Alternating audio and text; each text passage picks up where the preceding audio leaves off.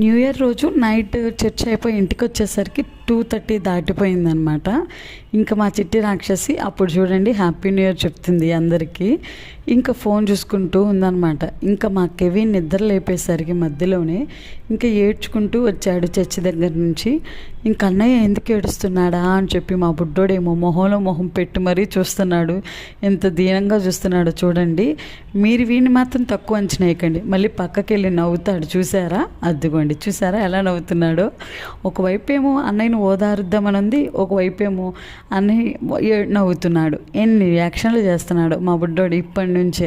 ఇంకా నైట్ నిద్రపోదాం అనుకున్నాం కానీ మా పిల్లల సందట్లో పడి 4:30 వరకు కూడా 1వ తారీఖు నైట్ లేచే ఉన్నామన్నమాట.